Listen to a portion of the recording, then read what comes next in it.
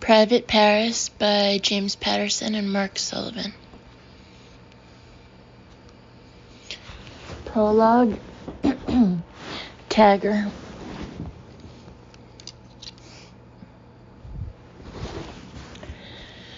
Eighteenth Arrondissement, Paris, April 6th, 12:30 a.m. The messenger bag pressed tight to his hip, the hood of his black sweatshirt up, and a black and white checked keffiyeh scarf looped around his swarthy neck. Épée walked quickly down the Rue Marcadet. His name meant sword in French, more particularly a dual sword, which is how he thought of himself that night. I am declaring war here, Épée thought. The sword marks the first battleground. The shabby area around him was sparsely traveled that late, and he was careful not to look up at the few people who passed him on the sidewalk near the corner with the boulevard barbs. The shops that lined both sides of the boulevard were dark, but lights flickered in the apartment windows above. Somewhere a baby was crying. Somewhere Middle Eastern music was playing. Épée looked to his north beyond an Islamic bookstore, a tailor shop that sold robes, and the storefront office of Fez Couriers, a messenger service. She was right where he remembered her from his scouting trip the week before. She's big enough, he thought, and her skin is flawless. In fact, she's perfect. I couldn't find one better. Seeing that the sidewalks were vacant for blocks in either direction, Épée reached down, tugged the keffiyeh scarf up over his lower face, and began to jog toward his target. Just past the closed doors to a mosque, he skidded to a stop, reached in his messenger bag, and snatched 2 cans of spray paint. With a can in each hand, he sprayed the mosque wall in big, looping movements that started high over his head and finished at his toes. In seconds, he was done and feeling the bittersweet ecstasy of the spent artist. The graffiti was his design, blood red and dripping. Despite the swooping, stylized letters, there was no doubt what the tag said. AB-16. A car engine started down the street to his south. Headlights flashed on and found Épée, who dropped the cans and took off like a spooked deer. The engine roared, tires squealed, headlights slashed. A klaxon began whooping, and the scene was cast in flashing blue. Fucking Paris police were watching the place. Épée sprinted diagonally across the boulevard, between 2 parked cars, and onto the opposite sidewalk. The tagger was uncommonly fast, but no man could outrun a police car in a straight-line race. Then again, Épée had no intention of moving in a straight line. An expert in parkour, the French art of urban obstacle course running, he saw everything in the street, high and low, as a potential ally. The police car was almost abreast of him. Another patrol car appeared from where Barbès meets the Boulevard Ornano. It raced right at Épée. His remarkable brain saw angles, vectors, and converging speeds, as if they were opaque readouts on a jet fighter pilot's visor. The unmarked car behind him now came into his peripheral vision. Épée cut hard off the sidewalk toward the vehicle's front bumper. He jumped fluidly, gracefully, but full of intent and precision. Tires screeched. The tagger's rubber soles found the bumper. His body and legs coiled into it and then sprang off. The move threw him forward through the air, tucked like a downhill ski racer off a jump.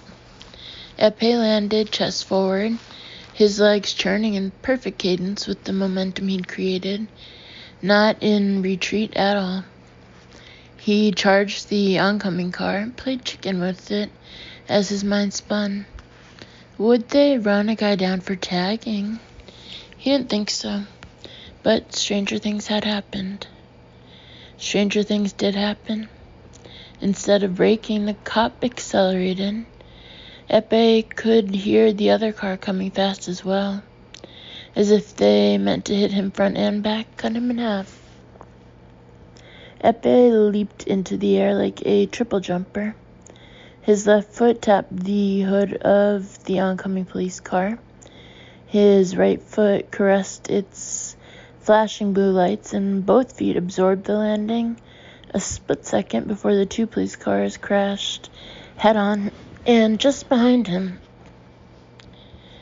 Epé had made his escape look as elegant as a ballet solo, but he wasn't taking any chances and sprinted hard for blocks before slowing on a quiet street.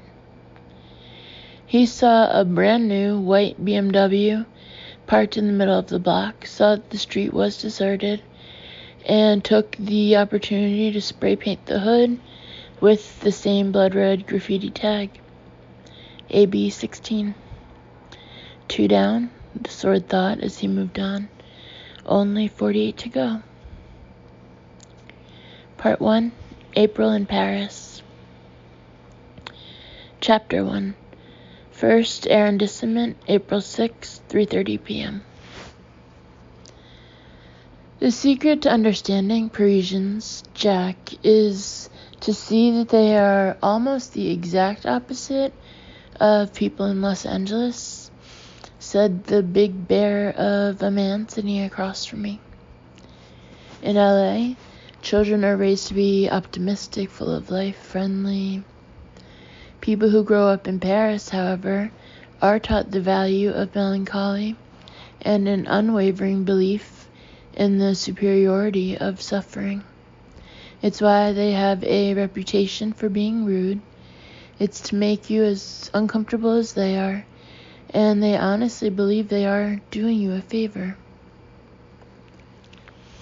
It was late afternoon, a warm, gorgeous spring day in the French capital, and Louis Langlois and I were sitting outside Taverne Henri IV in the Place Dauphine, well into our second glasses of excellent Bordeaux. I smiled and said, "It can't be that bad." Amused, Louis shook his head and said, "It is a fact that having fun, laughing, and generally enjoying life in Paris is a clear indication of latent insanity, or at least that you are visiting from an inferior place, which means anywhere outside the city limits." "Come on," I said, chuckling now. "People seem genuinely nice. Even the waiters have been great so far." With a dismissive flip of his hand, he said, "They seem nice because, at long last, they understand that Paris is the #1 tourist destination in the world, and that tourism is the biggest moneymaker in the city. At the same time, they know you are a tourist from America, the land of the absurdly obese, the absurdly wealthy, and the absurdly ignorant, and they hope you give them an absurdly big tip. You must believe me, Jack, deep inside, Parisians are not enjoying themselves, and find it upsetting when others appear overly happy." I raised my eyebrows skeptically. "Don't believe me?" he said. "Watch."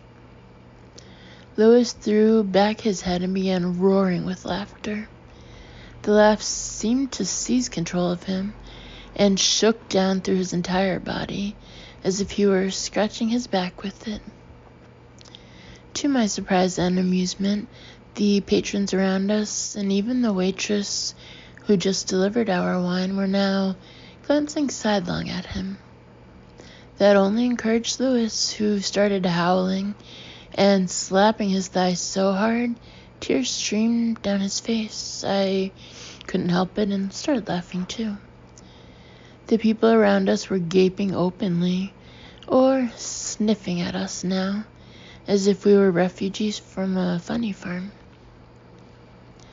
At last, Louis calmed down and wiped away the tears, and when the cafe had returned to normalcy, he murmured, "What did I tell you? I used this," laughter, to upset suspects many times. To the people of Paris, a policeman who sees humor in everything, he must be crazy, he must be dangerous, he must be feared.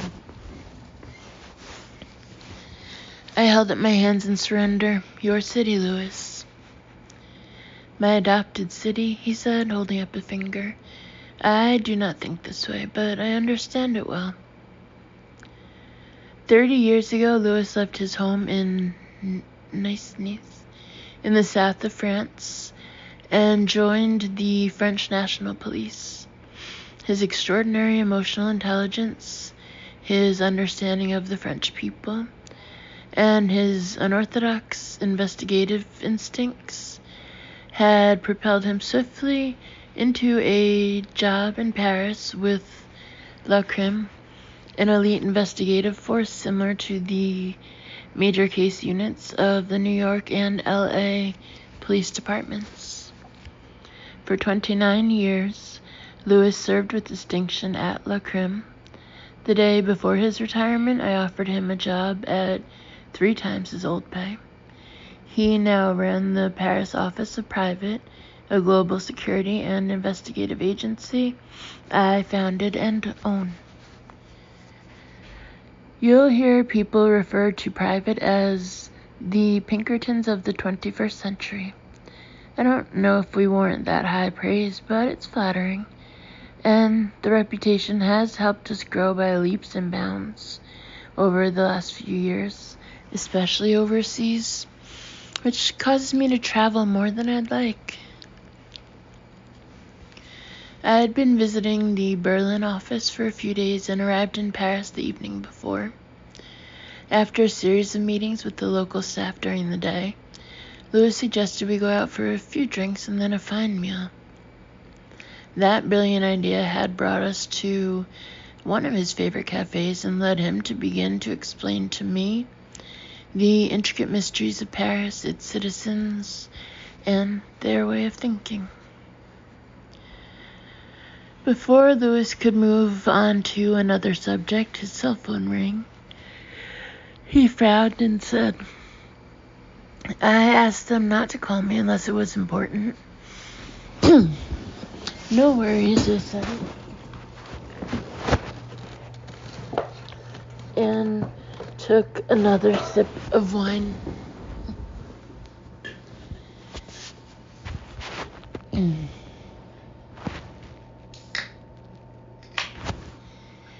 Even if the Parisians weren't happy, I was. Louis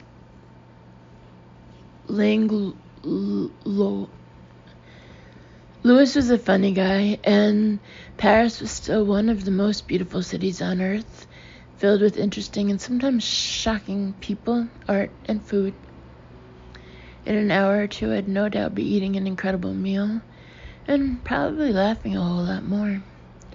Life for the foreseeable future looked very good, and then it didn't.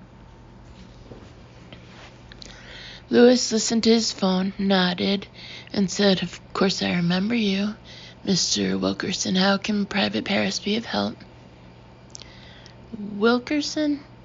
The only Wilkerson I knew was a client who lived in Malibu. I mouthed, "Sherman Wilkerson?" Louis nodded and said into the phone, "Would you rather talk with Jack Morgan? He's right here." He handed me the phone. Now, the last time I'd heard from Sherman Wilkerson like this, out of the blue, there were 4 dead bodies on the beach below his house. I admit that there were nerves in my voice when I said, "Sherman?" What are you doing in Paris, Jack? Wilkerson demanded. Visiting one of my fastest-growing offices. Sherman Wilkerson was a no-nonsense engineer who had built a wildly successful industrial design company. By nature, he dealt with facts and often understated his opinion of things. So I was surprised when he said in a shaky voice, "Maybe there is a God after all." "You've got a problem in Paris?" I asked. "My only granddaughter, Kimberly Kopczynski," Wilkerson replied. "I had just got off the phone with her, first call in more than 2 years. She's in an apartment outside Paris and says there are drug dealers hunting for her, trying to kill her. She sounded petrified and begged me to send someone to save her. Then the line went dead and now I can't reach her. Can you go make sure she's safe? I've got the address." "Of course," I said, signaling to Lewis to pay the bill. "How do we find her?" Wilkerson read me out an address. I wrote it down and said, "Can you text me a photograph and tell me about her? College student, businesswoman?" Lewis laid down cash on the table and gave me the thumbs up during a long pause. "Sherman," I said, standing, "are you there? I honestly don't know what Kim's been doing the past 2 years, and I know little of her life over the past 5, Wilkerson admitted as we left the cafe, and Lewis called for a car. Her parents, my daughter Pam and her husband Tim, they died in a boating accident 6 years ago. "I remember you telling me that," I said, sad. "Very. Kim was in her senior year at USC and back from a junior year in France when it happened. She was as devastated as we were. Long story short, she inherited a bit of money along with a trust, and she turned wild child. She barely graduated. When she did, she went straight back to France.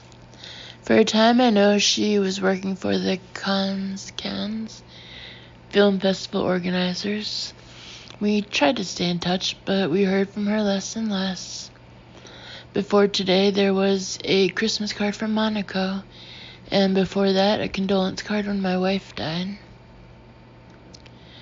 The car pulled up. Lewis opened the door, and I climbed in, saying, "Don't worry, Sherman, we're on our way."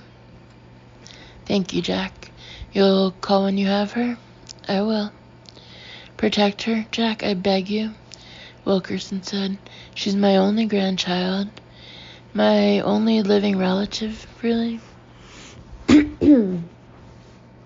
"You've got nothing to worry about," I said, and hung up.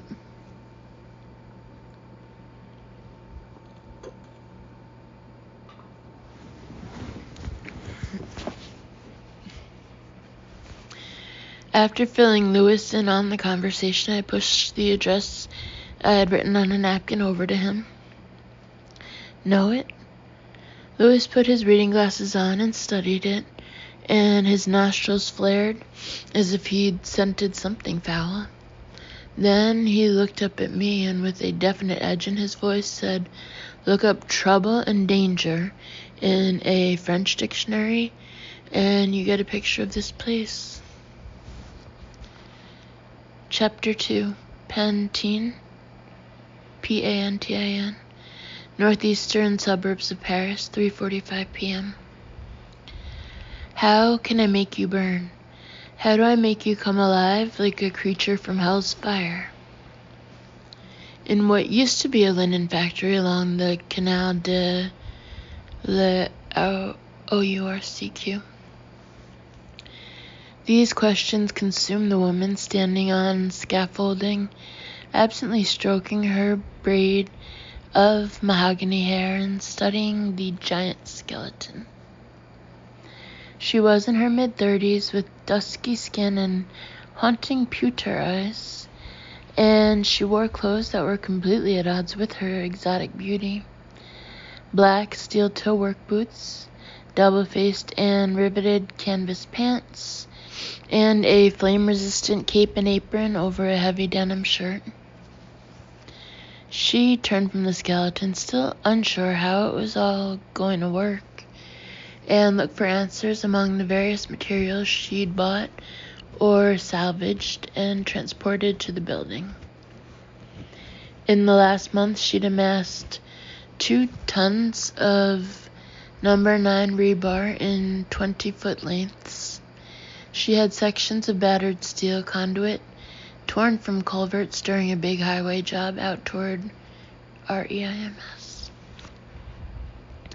And she had stacks of scrap sheet metal, angle iron, and galvanized pipe gathered from junkyards and metal recycling plants across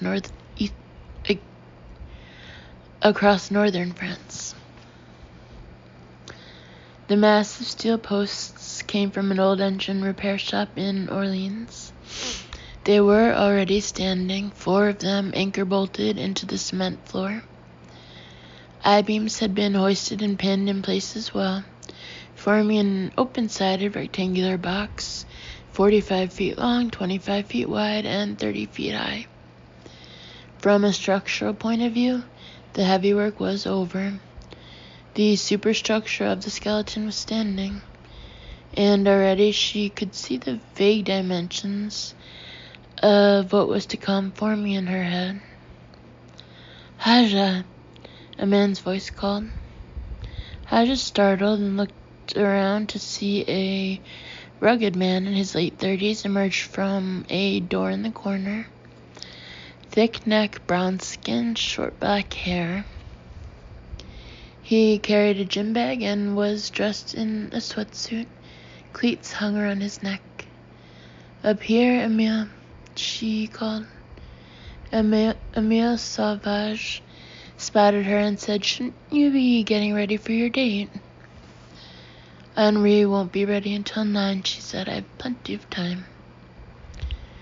"You'll text when you're inside?" "I remember the plan," she said. "I'll see you there." "I look forward to it, Sherry," she said. "AB-16 at last." Sauvage smiled. "AB-16 at last." Haja blew him a kiss and watched him go out the main door. She heard the bolt thrown before she turned again to look at the skeleton. Seeing it from this new angle, she had a sudden, intense inspiration, saw how she might begin the process of creation. Rushing about now, feeling feverish, Haja climbed down off the scaffolding.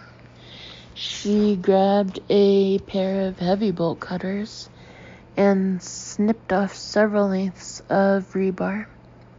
She set them on the floor next to the near post, and then wheeled over the welding tanks, hose, and torch. Putting on the helmet and shield, she took up the torch and the striker, and then on the oxygen and acetylene gas, and ignited the hissing mixture. Even through the smoked glass, the flame was searing in its intensity. "I can sculpt you," she thought. "I can create you from scrap. But how do I make you burn like this welding torch? How do I create an apocalyptic vision that France will never, ever forget?" Chapter 3. Montfermeil, eastern suburbs of Paris, 4:45 p.m. Shortly after Louis and I spoke with Sherman Wilkerson, we headed east out of Paris in workmen's blue jumpsuits that featured the logo of a bogus plumbing company. Louis drove a Mia electric-powered delivery vehicle, which looked like a minivan back home, only much smaller. The tiny van had the same fake plumbing logo painted on the rear panels and back door. Lewis said he used the Mia and the plumbing disguises often during surveillance jobs, but tonight we were using them to stay alive. The areas around the Bondi Forest have always been places of poverty, crime, and violence, Lewis explained. You've read Les Miserables? Years ago, I said, but I saw the movie recently. Okay, he said.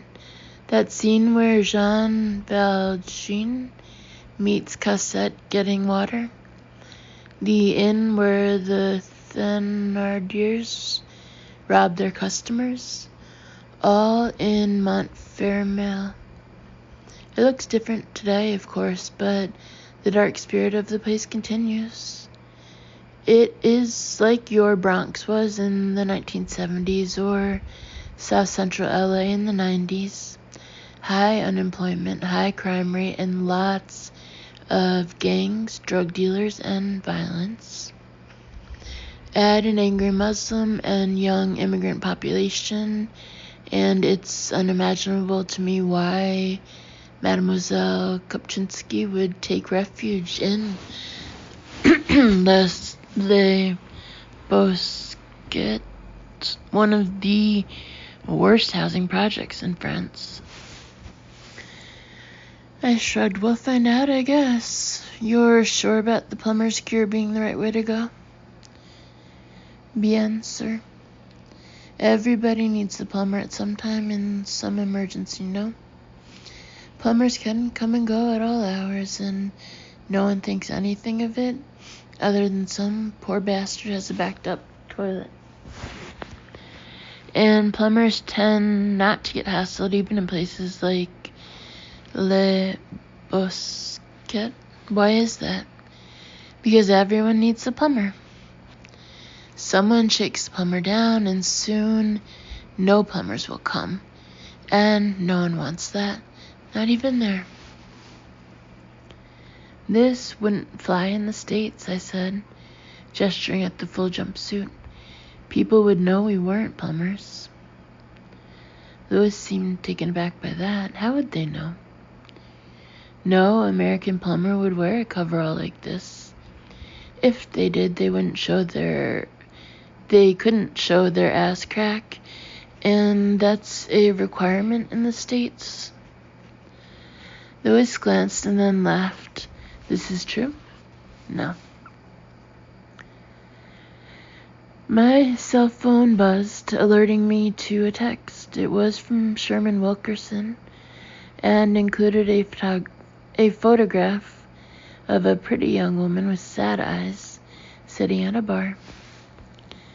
At a red light, I showed it to Langlois, saying it's the most recent picture of her Sherman's got. He said it's at least 4 years old. As a rule, I don't like babysitting jobs, he said. Neither do I agreed, pocketing the phone. But when a client like Sherman asks Private to look after his granddaughter, we answer. 20 minutes later, and less than 11 miles from the chic streets and genteel parks of central Paris, we entered a world apart. Out the van's window, the area didn't look too bad at night. It kind of reminded me of East Berlin, with big clusters of drab, uniform, state-design high-rise apartment buildings. A communist's decaying vision of ideal housing. Then I started seeing the graffiti. Fuck the police was a common theme. So were images of faceless men in dark hoods, with flames painted behind them, and Arabic scrawled above them. Was this project part of those riots a few years back, I asked. They were in the thick of it, Lewis confirmed, and it's home to a vicious gang that specializes in targeting tourists who take the train from de Gaulle to Paris. A few months ago, they put a car on the tracks to stop a train holding more than 100 Japanese visitors. then went on board and robbed everyone at gunpoint. Brazen. Yes, but there are reasons, Louis replied. Back in the 60s and 70s, when France was on the up economically, we needed labor, so they allowed anyone from a current or former French colony to immigrate here. They built the projects, and a generation later, the economy busts, and the immigrants stay on, having children, lots of children. 50% of the population out here is younger than 25, and they can't find jobs, so they live in terrible conditions with no purpose. It's a recipe for disaster for everyone involved. Can't they work their way out of it through school? I asked. Louis wagged a finger at me and said, "You are thinking of the States again, Jack. In France, it is not the same. There are proven paths to power here, the right schools, the right friends, and these paths are shut off to the immigrants. Worse, there's no public transportation in these areas. Without a car, you go nowhere. You're trapped. You get angry. You explode." Louis flicked his chin toward the windshield. There it is. The project consisted of 8 decaying high-rise apartment buildings. Clotheslines hung from windows, as did immigrants of all ages and skin colors. Louis pulled over on the avenue CLICHY-SAUS-BOIS. He opened the glove compartment, got out a Glock 19, and handed it to me. "I'm not licensed to carry this in France," I said. "You are not a licensed French plumber either, Jack," Louis said. "Put it in your pocket and let me do the talking." It's hard to argue with a guy who knows his turf as well as Louis. I decided to trust his judgment and nodded. We got out and grabbed toolboxes and flashlights from the rear hatchback. Men across the street had checked us out when we pulled up, but now they were ignoring us. "You see," Louis muttered as we headed down the road that ran north into the complex. "Everyone needs us, even if we don't show the butt cracks." Chapter 4. 7th Arrondissement, 5 p.m. The hooker, the props, the locks, and the flankers were tight in the scrum when the 8th man joined them and the battle began. On a pitch in the shadow of the Eiffel Tower, the scrum half player snatched up the rugby ball and pitched it to the fly, who sprinted madly to the outside of a defensive mob in full pursuit. The fly passed the ball to the inside center, who took a hit, but not before he lobbed the ball onto Emile Sauvage. Sauvage snagged the rugby ball out of the air, tucked it, and accelerated right at his enemy.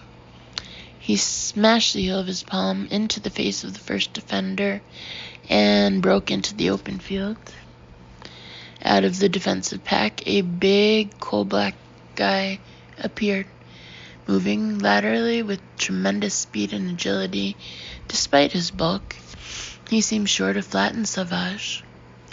But a fraction of a second before he could, Sauvage laid down a stutter step that suggested he'd change direction.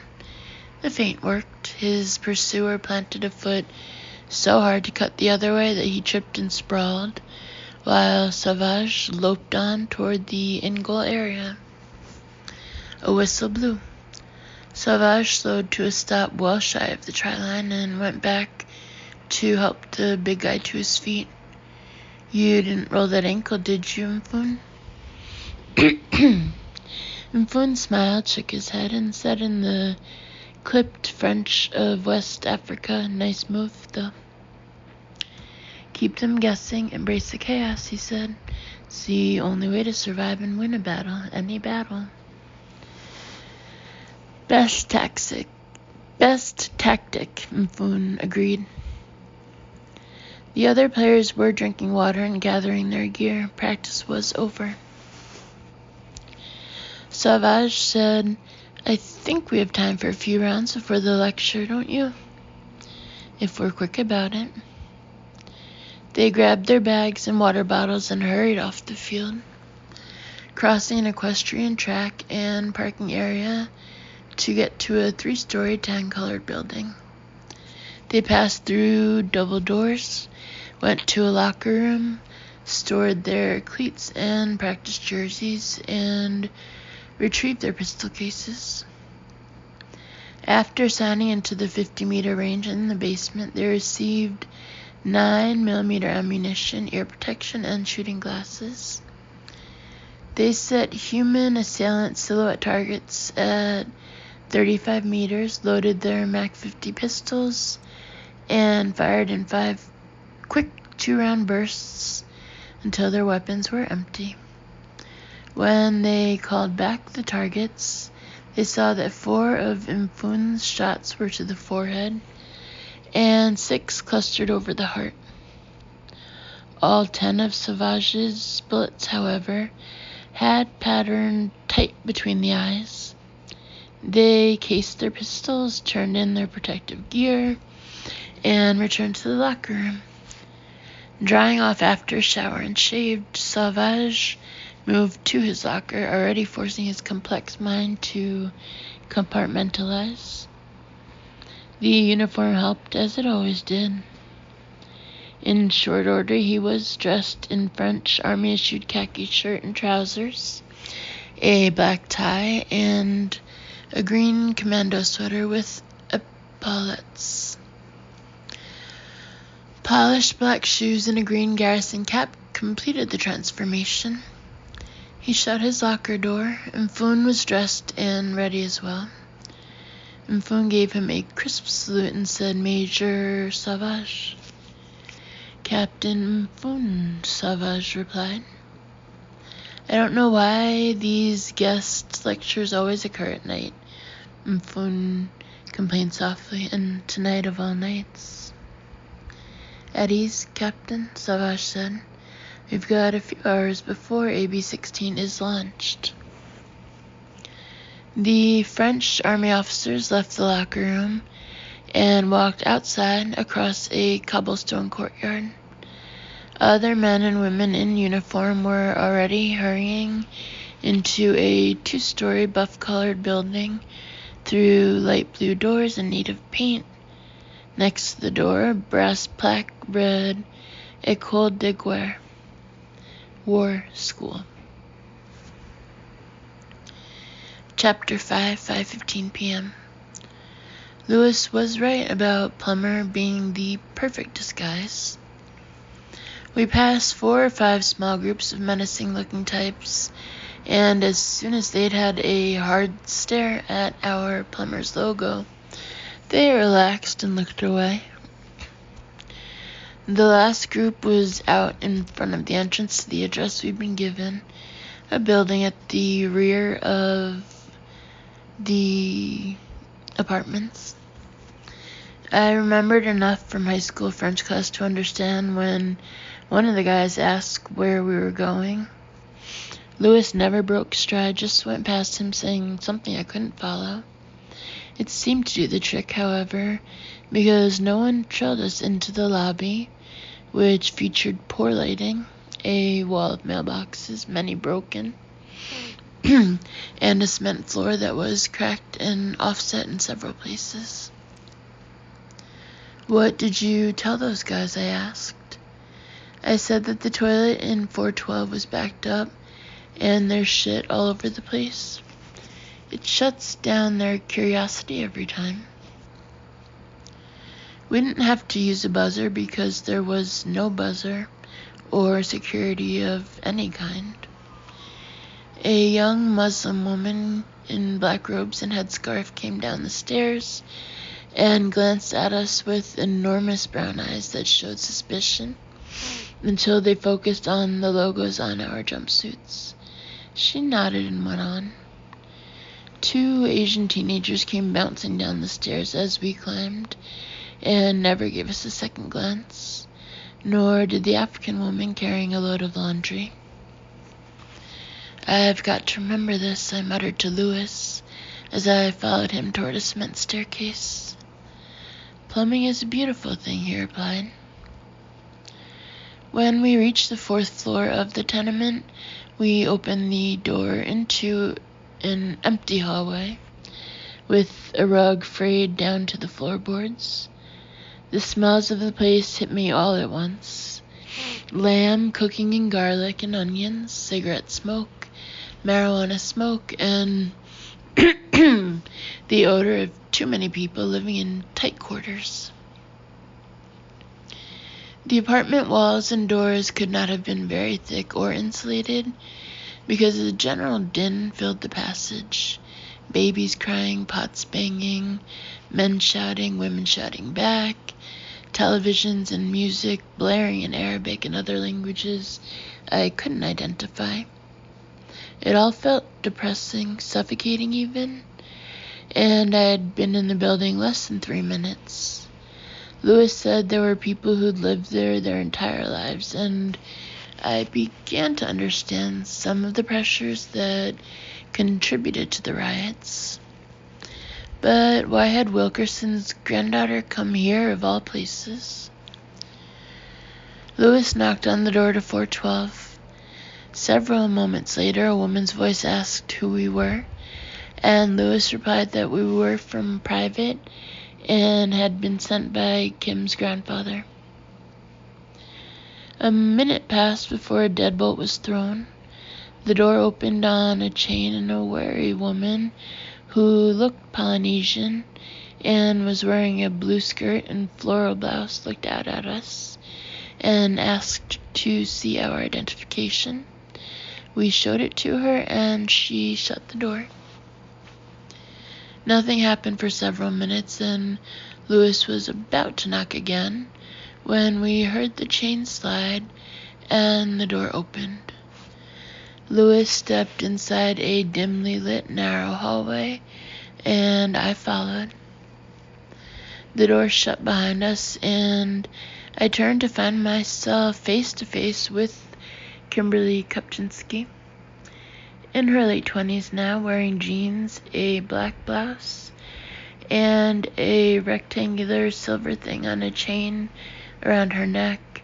She was undeniably beautiful in person, but I could tell by the color of her skin and the way she held herself that she'd been through some terrible physical ordeal recently, and that she was very, very frightened. We introduced ourselves and showed her the badges and identifications. "How do I know my grandfather sent you?" she asked. I showed her Sherman's text and the picture of her. Kim stared at the picture for several moments, as if she barely remembered the girl in it. "He says you're in danger," I said. "I am in danger," she said. "He said something about drug dealers?" "I just need somewhere to go, to disappear for a while," she said in a strained whisper. "Can you help me do that?" "We can," I replied, "but it helps if we know who we're hiding you from, Kimberly." Her face twisted within her pain, and she said, "Call me Kim. And can we have this conversation later, once I'm somewhere safe? I can't stay here anymore. My friend's husband is coming home from Lyons in a few hours. He doesn't know I'm here, and if he did, I'd be..." Her lower lip quivered. "Don't worry, Ms. Kupczynski," Lewis said. "You are under the care and protection of Private Paris now. Already you could not be safer. We'll take you to the same hotel where Jack is staying." "A hotel?" Kim said, alarmed. "No, that's too public." Lewis said soothingly, "This hotel is the most discreet in Paris. Already I have you registered there under an alias." The Polynesian woman emerged from a doorway at the other end of the hall, carrying a canvas bag. She set it down and tapped on her watch. Kim appeared to be torn, but nodded and went to the woman. She talked quietly to her for several moments before hugging her. Both women looked distraught when they parted. Grabbing the bag, Kim said, "Let's go." We got more scrutiny leaving with her than we had when entering, and plenty of hostile glances, but no one challenged us directly. With Kim in the back seat and Louis starting the Mia, I thought we were home free. 30 minutes from now, we'd have her safely in a suite at the Plaza Athenae, and I'd be talking to Sherman Wilkerson, trying to figure out a way to get her quickly to LA. Louis threw the Mia in gear and was pulling a U-turn to head west toward Paris when headlights went on a block in front of us. Another set went on half a block behind us. I didn't think much of it until the car in front of us, a black Renault, pulled out and stopped sideways across the street. He couldn't block the entire avenue, but there wasn't a whole lot of room to get past him. "Merde," Louis said, locking up the brakes on the electric van and throwing us in reverse. "What's happening?" Kim cried. "We're not waiting to find out," I said, twisting around in the seat to look out the rear window and see the other car, a blue Peugeot. P-E-U-G-E-O-T. I can't remember how it's pronounced, but I know it. Coming fast in the other lane. A bald, pale man in a studded red leather jacket hung out the passenger side window. He was aiming a rotary magazine shotgun. Chapter 6. Sauvage swelled with pride as he climbed to the second floor of France's fabled war school, the history of the place flickering in his thoughts. In 1750, at the suggestion of Madame de Pompadour, Louis XV founded a military academy for poor young men so they might have a vehicle for bettering their lives. The most prestigious course of study was and is war school. Almost every major French military figure of the past 225 years has been through a variation of the program, including Napoleon Bonaparte and Charles de Gaulle. Officers who have attended war school have effected radical change before, Sauvage thought, and we will again. They moved toward a small amphitheater already filling for the day's special lecture, Psychological Warfare. Though not his specialty, the major looked forward to the talk. Entering the amphitheater, Sauvage scanned the room and his fellow students in old recon habit. He thought that even within this elite group of military minds, there was no one here except him and Imfun, who had the vision, courage, and conviction to attempt something like a B-16. The rest, they were sheep. The lecturer that evening was Eliza Green, a U.S. Army colonel assigned to NATO in Brussels, and an expert in the fine art of fragmenting the will of the enemy and turning the hearts and minds of civilians caught up in war. A few of the techniques and examples the American described fascinated Sauvage, but he ultimately found the lecture lacking and raised his hand to say so. "Colonel Green," Sauvage said, "those seem like excellent tactics, but with all due respect, wouldn't psychological warriors such as yourself do well to adopt the techniques of modern marketing, especially the art of branding. A short, stocky woman in her 40s, Colonel Green, crinkled her brow in response. "You are Sauvage," he replied. "Major Emile Sauvage." She nodded, watching him intently. "How would you do this, Major?" "By standing for something, Colonel," Sauvage said. "Maybe only one thing, but selling that position, that one thing with the logo, perhaps, to the enemy and civilians long before combat ensued." Colonel Green tilted her head, thought, and said, "That's really the job of politicians, isn't it? The selling of a war. It isn't until you have troops on the ground and combat begins that psychological techniques really work. Defeating the enemy in battle repeatedly goes a long way toward winning civilian minds." Sauvage stood his ground. "Again, with all due respect, Colonel, have you been on duty in Afghanistan?" She stiffened and said, "I have not."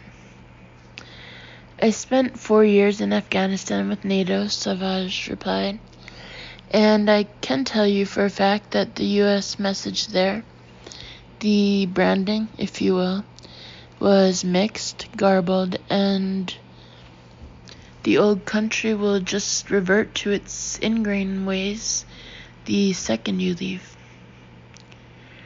Colonel Green smiled at him without enthusiasm and said, "Perhaps you can run a war your way, with branding, logos and all, when you're a commanding general, Major Sauvage." Sauvage found her smugness infuriating. He wanted to tell her off, inform her in no uncertain terms that he already was the commander of a growing army. But then he felt Mfum's slight elbow nudge and understood. He couldn't appear to be a fanatic in any way, shape, or form. That was the key to staying undetected as a scout, as a spy, and as a guerrilla warrior.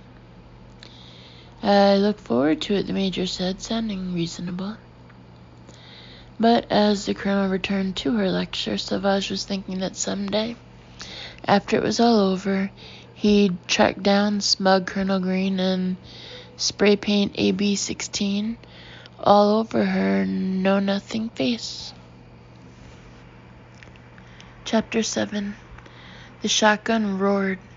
The rear driver's side window exploded, throwing bits of glass and causing Kim to scream in terror and me to dig for the Glock 19. Lewis reacted by showing us his mad skills behind the wheel.